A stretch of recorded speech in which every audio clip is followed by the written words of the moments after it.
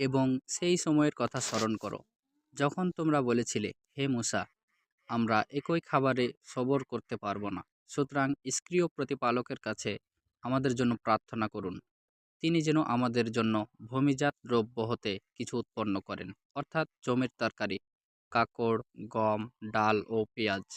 মুসা বলল, যে খাবার উৎকৃষ্ট ছিল, তোমরা কি তাকে এমন জিনিস দ্বারা পরিবর্তন করতে চাচ্ছ যা নিকৃষ্ট? ঠিক আছে, কোনো নগরে গিয়ে অবতরণ করো, সেখানে তোমরা যা চেয়েছ সেসব জিনিস পেয়ে যাবে।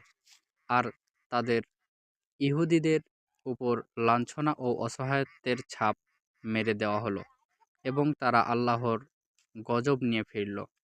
তা এ কারণে যে তারা আল্লাহর আয়াতসমূহ অস্বীকার করত এবং নবীগণকে অন্যায়ভাবে হত্যা করত। তা এ কারণে যে তারা নাফরমানি করেছিল এবং তারা অত্যাধিক সীমালঙ্ঘন করত। সূরা আল বাকারা, আয়াত নম্বর 61।